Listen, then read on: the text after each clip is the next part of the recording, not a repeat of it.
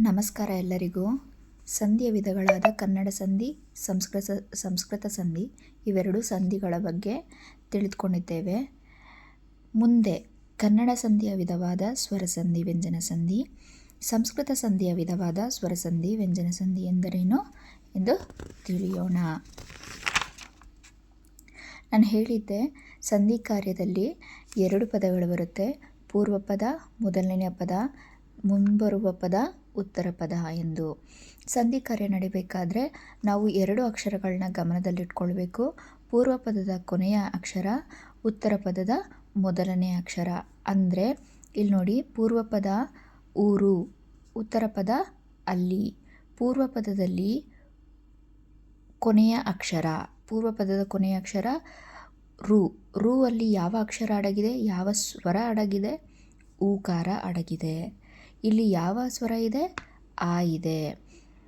ಅರ್ಥ ಆಯ್ತಾ? ಸೊ ಇವೆರಡೂ ಅಕ್ಷರಗಳನ್ನ ನಾವು ಗಮನದಲ್ಲಿಟ್ಕೊಂಡು ಸಂಧಿ ಕಾರ್ಯ ಮಾಡಬೇಕಾಗುತ್ತೆ. ಇವೆರಡೂ ಅಕ್ಷರ ಸೇರಿ ಊರಲ್ಲಿ ಎಂಬ ಸಂಧಿ ಕಾರ್ಯ ಆಗಿದೆ. ಊರು ಪ್ಲಸ್ ಅಲ್ಲಿ, ಊರಲ್ಲಿ. ಇಲ್ಲಿ ಊಕಾರ ಲೋಪವಾಗಿದೆ. ಇಲ್ಲಿ ನೋಡಿ, ಇಲ್ಲಿ ರಾ ಅಲ್ಲಿ ಆಕಾರ ಬಂದಿದೆ, ಇಲ್ಲಿ ಊಕಾರ ಕಾಣೆಯಾಗಿದೆ. ಇದು ಲೋಪ ಸಂಧಿಗೆ ಉದಾಹರಣೆ. ಅದು ಏನು ಅಂತ ಮುಂದೆ ಹೇಳ್ತೀನಿ. ಬಟ್ ನೀವು ಸಂಧಿ ಕಾರ್ಯ ಮಾಡಬೇಕಾದ್ರೆ ಪೂರ್ವ ಪದದ ಕೊನೆಯ ಅಕ್ಷರದಲ್ಲಿರುವ ಅಕ್ಷರ, ಉತ್ತರ ಪದದ ಮೊದಲನೇ ಅಕ್ಷರ ಇವೆರಡನ್ನೂ ಗಮನದಲ್ಲಿಟ್ಕೊಳ್ಬೇಕಾಗತ್ತೆ. ಯಾಕೆ ನಾನು ಇದು ಹೇಳಿದೆ ಅಂದರೆ, ಮುಂದೆ ಸ್ವರಸಂಧಿ, ವ್ಯಂಜನ ಸಂಧಿ ಹೇಗೆ ಎಂದು ವಿವರಿಸ್ಕೊಳ್ಳೋಕ್ಕೋಸ್ಕರ ಇದನ್ನು ಹೇಳಿದ್ದೇನೆ. ಸ್ವರಸಂಧಿ ಎಂದರೇನು? ಪೂರ್ವ ಪದ, ಉತ್ತರ ಪದ. ಪೂರ್ವ ಪದದ ಕೊನೆಯ ಅಕ್ಷರ ಸ್ವರಾಕ್ಷರ ಆಗಿರಬೇಕು, ಉತ್ತರ ಪದದ ಕೊನೆಯ ಅಕ್ಷರ ಸ್ವರಾಕ್ಷರ ಆಗಿರಬೇಕು.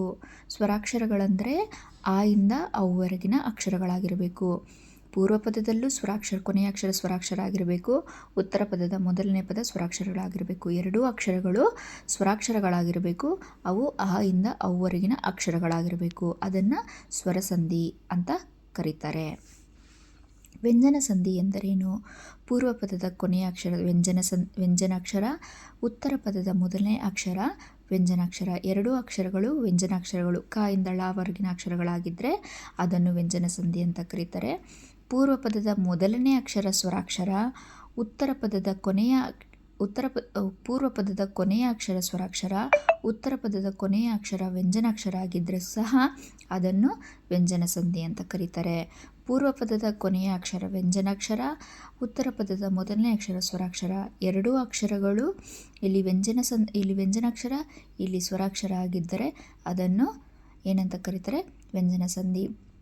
ವ್ಯಂಜನ ಸಂಧಿಯಲ್ಲಿ ಪೂರ್ವ ಪದದಲ್ಲಿ ಅಥವಾ ಉತ್ತರ ಪದದಲ್ಲಿ ಯಾವುದಾದರೂ ಒಂದು ಅಕ್ಷರ ವ್ಯಂಜನವಾಗಿದ್ದು ಮತ್ತೊಂದು ಅಕ್ಷರ ಸ್ವರವಾಗಿದ್ದರೆ ಅಥವಾ ಎರಡೂ ವ್ಯಂಜನಾಕ್ಷರಗಳಾಗಿದ್ದರೆ ಅದನ್ನು ವ್ಯಂಜನ ಸಂಧಿ ಅಂತ ಕರೀತಾರೆ. ಧನ್ಯವಾದಗಳು.